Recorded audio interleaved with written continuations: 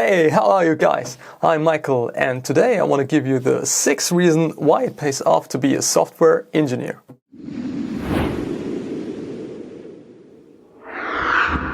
As you may know, I have been a software engineer for many years. I have more than 15 years experience in computer programming, and I would like to tell you here why it has been so far worthwhile for me to become a software engineer and why I haven't regretted it since. The first reason why it pays off to be a software engineer is, number 1, the job aspects are simply fantastic. The demand for software engineers is enormous. You can easily see it from the growth rates in the software industry. Depending on the country and the area you look at, the growth rates are 20% and higher. And this is in contrast to many other fields where the growth rates are as low as 10% or even lower. So the software industry and the tech industry in general stands out really much. This fact alone shows that there is an enormous potential in the software market. And there are many job opportunities in that certain area. So in other words, as a computer engineer, you have no problems finding a job at all. It's much more like that you can choose your desired jobs from the offered ones that are already out there. And this is in big contrast to many other fields where you have to really fight to get a job. But of course, this doesn't happen automatically. The more prestigious the job is and the more prestigious the company is, the harder it is to get a job. That if you want to get a job in one of the Bay Area companies in the Silicon Valley, you have to be one of the best in your field. Or let's say you have to be very good to outdo the others. But I guess that counts for all jobs out there. And the next point I want to address is number 2. The world gets more and more digital. But first, I want to draw your attention to clicking the like button, hit the subscribe button, clicking the bell. That would help my channel very much to grow. It is very good for the YouTube algorithm, and I count on you to do that. So the fact that the world becomes more and more digital is certainly not a new one to anyone who was born in the 2000s. People who were born in the 2000s, they don't know a world without the internet. But of course, this applies also to every other people that are born before the 2000s, like myself. I mean, you just have to look around you. Papers are being replaced by tablets, cashiers are replaced by automatic checkout systems, cars are almost exclusively built by robots, and the list goes on and on. And in the not too distant futures, we will even have self-driving cars. And at this point, I have to admit, I'm a big Elon Musk fan. And perhaps we maybe live soon in virtual realities. Look at all those virtual reality glasses that are out there, like for the PlayStation, for the PC, or the Google Glass, or everything like that. Becomes more and more popular. Okay, except for the Google Glass. It has been cancelled. And maybe something like the holodeck, from Star Trek, isn't so far off in the future. Who knows? And there are already made the first attempts to connect people to machines. First and foremost in the medical area, where people get implanted chips to be healed from certain illnesses. Usually this happens to people who have some kind of illness or sickness or injury. For instance, they get an implant to see better or to hear better or for brain problems or something like that. But who knows how fast technology will be progressing and where it takes us? Nobody knows. And the third reason why you should become a software engineer is the field is extremely broad. If you are a software engineer, you can work pretty much in any company out there. And this means not only tech companies. First thing you may think about when you think of a software engineer is to get a job in the Silicon Valley at like one of the FAANG companies. So I mean by that Facebook, Amazon, Apple, Netflix, Google, Uber and the likes. And these are all very fantastic companies to work for and get a job. But if you look a little bit further, there are also many other companies who have fantastic job opportunities. Just look at the financial sector, for instance. Surely you have heard the term algo trading, haven't you? And as the name suggests, algorithms run in the background and do all the trading on the Wall Street and Nasdaq and all the stock exchanges in the world. They're responsible for the majority of the trades out there. So almost everything concerning stocks and trading out there is automated. And guess what? These algorithms are written by software engineers and programmers. And these algorithms have to be constantly adapted, revised and maintained over the year to be competitive.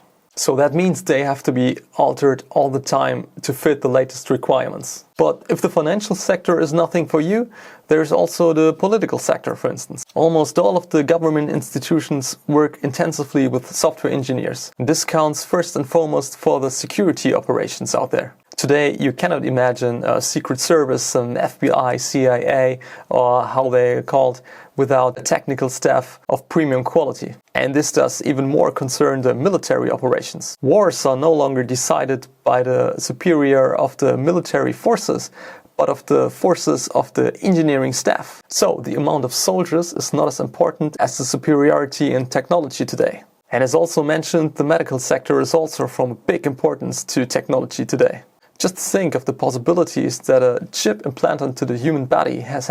Those things are responsible to help human hear again or see again or do other activities again in their lives. And the fourth aspect is teamwork. The times where programmers sit in their lonely dark chambers and program for themselves are over. Surely there may be some people who still do this, but the majority of work is done in teams. And all this is necessary because the complexity of programs raised exponentially in the last years. Today, a program is a collection of many building blocks. And even if one single person would handle all those building blocks together, it would take a long time to fit those building blocks together for only one single person. And also, don't forget that technology is evolving fast and also the frameworks programmers are using. Just to learn all the newest features of all those frameworks would take a big chunk of your time if you would do it all alone by yourself. Therefore, it makes sense to concentrate on one single area, to be a specialist in this one area. And that is not to say that it's not useful to have an understanding of a wide range of topics out there. Just because of the sheer complexity, it makes sense to focus on one certain area, to become the expert in this certain area, to unfold your full potential there. And the fact that programs are built in teams, it is from much more importance that programmers keep up their social skills. So developing social skills is a demanding task and very important. And as I said earlier, in the latter days, programmers sit in their dark chambers and code for themselves. So this is not eligible anymore. You need human skills. And by this I mean all above communication skills. You have to be able to tell your team what do you want to achieve, who takes responsibility for a certain area, and what will the result be like. And finally, you have to be clear about the roles in the team so that no misunderstandings arise. And to address how important this is, just think about many failures in the past. Famous failures happened, for instance, in space travel. There was one case when different teams used different metrics. For instance, one team used imperial units and one team used metric units. And the results can be tragic, as seen here. So, teamwork is important to make a project a success. The next point is, if you are a software engineer, you're first and foremost a problem solver, far more than you're a programmer. One of the reasons is certainly that as a software engineer, you have a complete knowledge of mathematics and you know how to solve problems. Because if you want to solve mathematical problems, you need a very analytical approach to do this. As I said earlier, as a software engineer, you have to say goodbye to the idea of just being a programmer. The times of code monkeys are over. Nowadays, it's important that you're a problem solver.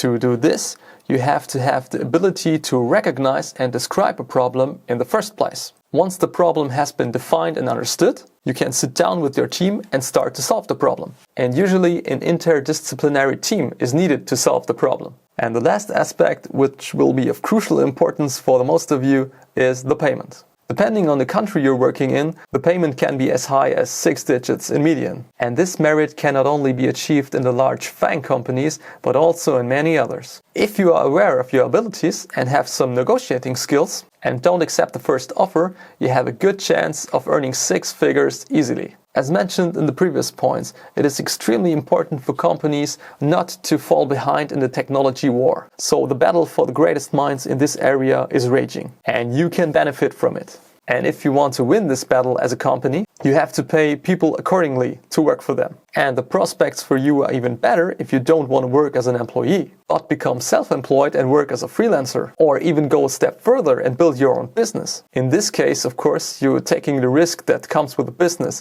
but the earning opportunities are limitless.